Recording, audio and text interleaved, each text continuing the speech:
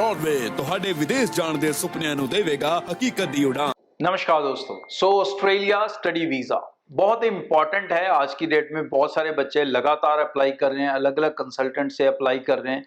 तो भाई आपको ये भी पता होना चाहिए कि इसकी स्टेजेस क्या हैं, स्टेप्स क्या हैं, क्योंकि बहुत सारे कंसल्टेंट्स अपने चार पैसे कमाने के लिए बच्चों को मिसगाइड कर रहे हैं और ये चीज़ें लगातार हमारी नॉलेज में भी आ रही हैं। बिकॉज लकीली ब्रॉडवे एक सोशल मीडिया प्लेटफॉर्म भी है, ये सिर्फ एक कंपनी नहीं है। तो बहुत सारे बच्चे यहाँ पर मेरे से मिलते हैं जो अपने एक्सपीरियंसेस शेयर करते हैं, जिन्होंने भी कहीं बाहर भी अप्लाई किया होता है, कई बार परेशान होते हैं तो ब्रॉडवे की हेल्प लेने भी आते हैं। तो उसी से ये मैंने कंक्लूड किया कि भैया आपको ऑस्ट्रेलिया का प्रोसेस पता होना चाहिए कि ये प्रोसेस चलता कैसे है, आपको कंसल्टेंट मिसगाइड ना कर सके, आपकी नाजायज लूट वो ना कर सके पैसों को लेके। तो समझें पूरा प्रोसेस क्या है। सबसे पहले और सबसे इनिशियल स्टेज जो है वो है आपके प्रोफाइल की असेसमेंट। प्रोफाइल असेसमेंट ऑस्ट्रेलिया में करने के लिए एक तरीका यह है कि हम किसी को भी हाँ बोल दें, क्योंकि हर तरह की हर प्रॉब्लम का सलूशन तो होता ही है। बुरे से बुरा कॉलेज है जिसमें एडमिशन डल सकती है बेकार से बेकार प्रोफाइल की, और अच्छे से अच्छी यूनिवर्सिटी भी है जो अच्छे से अच्छा प्रोफाइल एक्सेप्ट कर सकती है। तो हर क्लाइंट को हाँ करी जा सकती है, लेकिन ब्रॉडवे इस तरह से काम नहीं करता। हम करते हैं एक प्रोफाइल असेसमेंट जिसके अंदर हम ये देखते हैं कि भाई इस बंदे के वीज़ा आने की प्रोबेबिलिटी क्या है। प्रेजेंट रूल्स के हिसाब से अगर लेवल 1, लेवल 2 कॉलेज यूनिवर्सिटी हम लेते हैं, किस तरह के कोर्सेज इसे मिल सकते हैं, किस तरह के कोर्सेज ऑस्ट्रेलिया के अंदर रिक्वायर्ड है, तो ये वीज़ा प्रोबेबिलिटी क्या रहेगी, उसके बेसिस के ऊपर ही हम उस केस को या तो एक्सेप्ट करते हैं या फिर नहीं लेते, क्लाइंट को मना कर देते हैं। तो प्रोफाइल असेसमेंट पहली स्टेज है हमारी।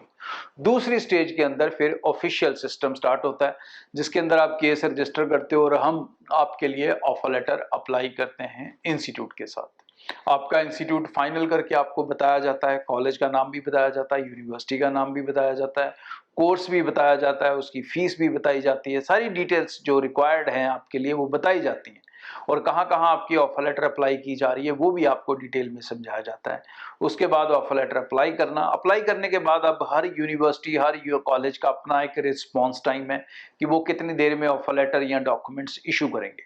तो भाई कोई 4 दिन में करेगा, कोई हफ्ते में करेगा, कोई 2 हफ्ते में करेगा, दैट विल डिपेंड।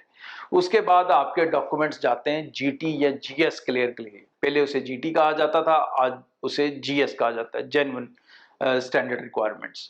तो भाई उसके लिए आपके फिर जाते हैं फाइनेंशियल डॉक्यूमेंट्स। तो फाइनेंशियल डॉक्यूमेंट्स के अंदर आपकी सेविंग्स हैं, आपकी फैमिली इनकम्स हैं, और आपके और जो इनकम के रिलेटेड एविडेंस हैं, प्रूफ है, वो सारे डॉक्यूमेंट्स यहाँ पे जाते हैं। उसके बाद कॉलेज यूनिवर्सिटी उन डॉक्यूमेंट्स को असेस करता है। अगर उसमें कोई वीकनेस होती है तो वो दोबारा से कोई ना कोई डॉक्यूमेंट रिक्वेस्ट करता है जो हमें देना पड़ता है या आपको देना पड़ता है। उसके बाद वो क्लियरेंस देते हैं जिसमें नॉर्मली अच्छे से अच्छी यूनिवर्सिटी 2 हफ्ते तक समय ले लेती है, एवरेजली कई जगह पे 2-4 दिन में क्लियर हो जाता है। उसके बाद नेक्स्ट स्टेज होती है इंटरव्यू की। तो इसमें भी सारे इंस्टीट्यूट्स इंटरव्यू नहीं लेते, कोई इंस्टीट्यूट आप या यूनिवर्सिटी आपका इंटरव्यू लेगी, कोई नहीं लेगी। अगर लेते हैं तो इंटरव्यू के बाद, अगर नहीं लेते तो आपको डायरेक्टली जो है अनकंडीशनल ऑफर लेटर इशू हो जाता है। अनकंडीशनल ऑफर लेटर इशू होने के बाद आपकी ट्रांसफर होती है फीस यूनिवर्सिटी या कॉलेज को। फीस ट्रांसफर होने के बाद वहां से आती है आपकी 1 से 2 हफ्ते के अंदर सीओई लेटर। अब सीओई कंफर्मेशन ऑफ एनरोलमेंट, ये लेटर सबसे इंपॉर्टेंट डॉक्यूमेंट है जो वीजा लेने के लिए चाहिए।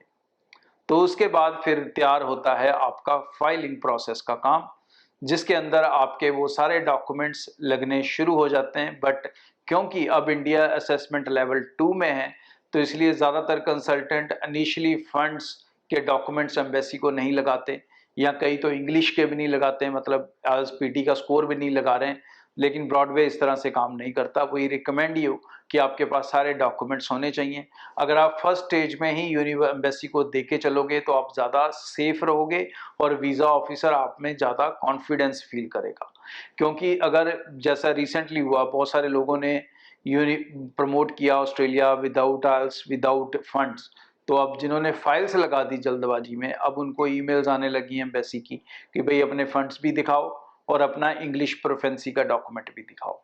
तो अगर आप ऐसी परेशानियां अपने केसेस के अंदर नहीं क्रिएट करना चाहते तो सही तरीका यही होता है कि पहले से अगर आपके पास ये डॉक्यूमेंट्स हैं तो डेफिनेटली इन्हीं डॉक्यूमेंट्स के बेस के ऊपर आपको सीओई मिली है, आपकी जीटी क्लियर हुई है, तो इन डॉक्यूमेंट्स को अपनी फाइल में ज़रूर लगा दें।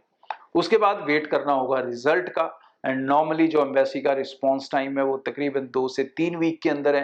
कुछ केसेस में ऑटो ग्रांट भी आता है। ऑटो ग्रांट आपको घंटों के हिसाब से भी मिल सकता है या दिनों के हिसाब से भी मिल सकता है। अब ये डिपेंड करेगा केस टू केस। और उसके बाद आपका हो जाता है डिसीजन, और डिसीजन के बाद आपका काम है सिर्फ फ्लाई करना। तो ये स्टेजेस हैं जो 1 बाय 1 चलेंगी।